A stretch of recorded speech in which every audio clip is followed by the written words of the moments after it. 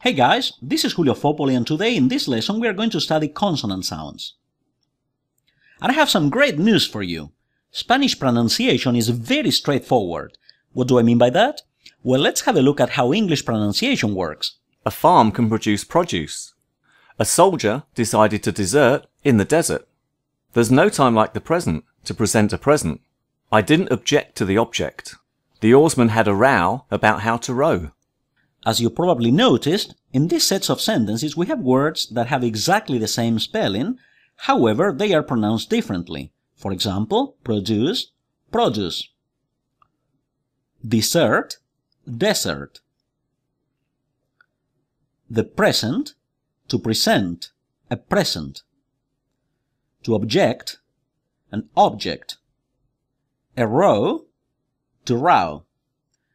As you can see, we have words that have exactly the same spelling but a completely different pronunciation. Well, so relax. Spanish pronunciation is very simple, it doesn't work like that, and just once we know a couple of rules, we are all set and we can pronounce almost any word in Spanish. So let's get started with the first rule. So the first letter we have is H, is pronounced H when we spell it out. However, this letter is mute. For example, if I say this word, I say hola, so it just works as if it's not there. Honesto. Again, the H is mute. Ahora. Héroe. The CH, this combination sounds like the CH in cheap. Sounds like ch, ch. For example, coche. Pecho. Chiste. Noche.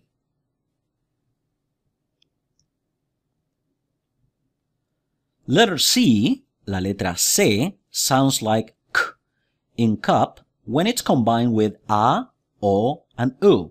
For example, casa, cosa, cuento. Now, letter C, se, sounds like the S in sad when combined with E and E. For example, cena, cine, Cecilia. However, in Spain, the quality of this sound is not like an S, but more like a TH in English. It would sound more like cena, cine, Cecilia. G sounds like the G in go, g, that sound, when combined with A, O, and U. For example, gato, gota, guante. And G sounds like the H in hot when combined with E and E. Now, something here, it's not exactly like the H in hot, in that in Spanish it's way stronger. For example, gente, gimnasio, página.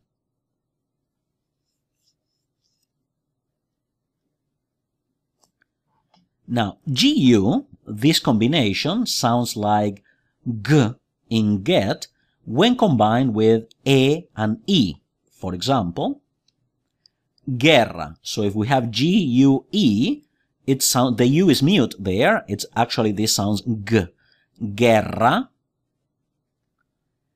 Guitarra. Same with G-U-I. Guitarra.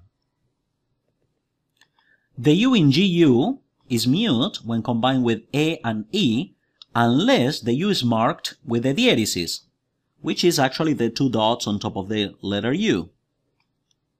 Some examples: pingüino, pingüino. As we can see, as it has the dots here, the diéresis, it means that we actually pronounce the U. Pingüino. Bilingüe, bilingüe.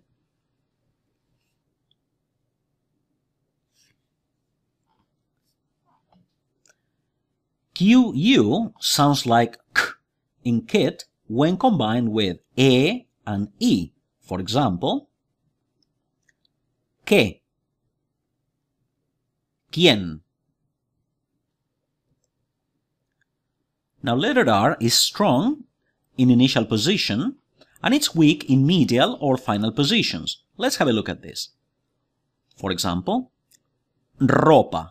As we can see here, the R is in initial position. That's why it's strong.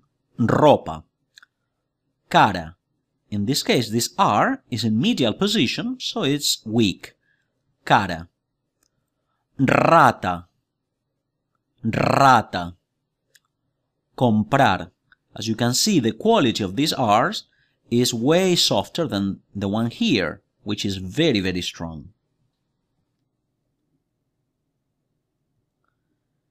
Z, la Z, as we say it when we are spelling it out, sounds like the TH in English in think, or the S also in the word sink. Now what's the difference? Well, in Spain, people tend to pronounce it like this, th, whereas in the rest of the world, people tend to pronounce it like an S. For instance, zorro, as they would say in Spain, or zorro, as they would say in the rest of the world. Zurdo or zurdo. Paz or paz. And now we are going to see some duplicate consonants. What happens when we get duplicate consonants? Well, when we have two C's together, the sound is k, s, ks, when combined with E and E. Let's see this. For example, we have two C's together, and then it's followed by an E, or E, as we say it in Spanish, so this is pronounced acceso, acceso, acceso. Same thing here, we have two C's followed by an I, or E as we say it in Spanish, so this sounds like acción, acción, acción. The double L sounds like E in some cases. Allá, allá. But this sound is also pronounced J in some varieties of Spanish, so this may sound like allá, allá, allá. And compare this, if we say allá, I'm saying over there. But if I say Allah, this is the name of God in the Muslim religion. Allah. Pollo, also pronounced pollo, chicken, pollo, versus polo, the sport. Pollo, polo.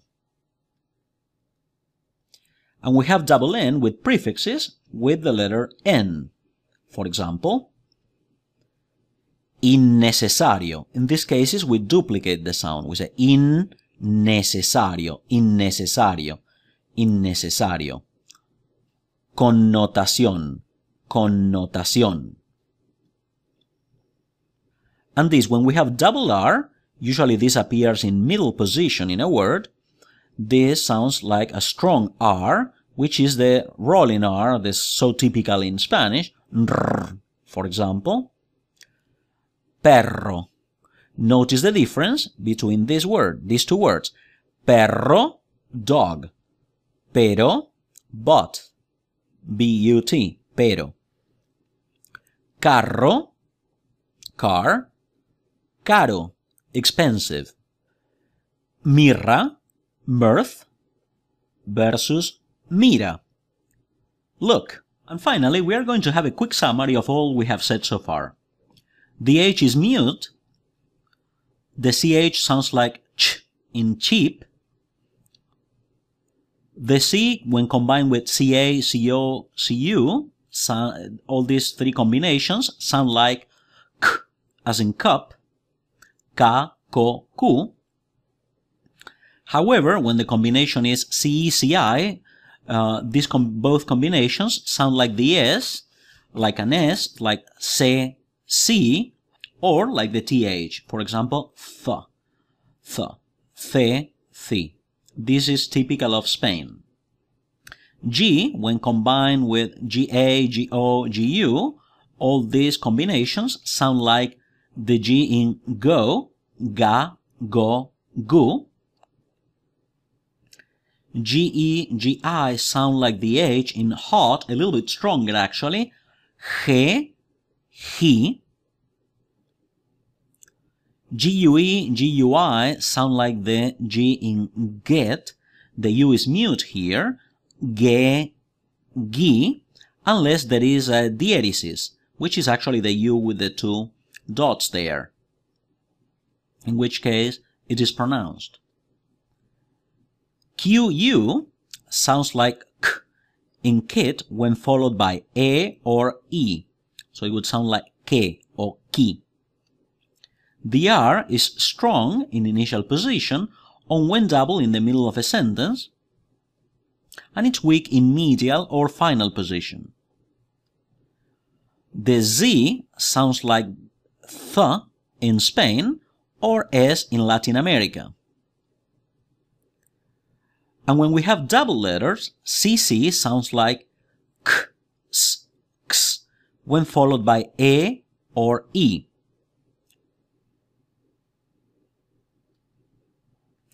The double L sounds like e or the J in John, j, j. And the double N doubles the sound in prefixes. And this is all for today. I'll see you next time.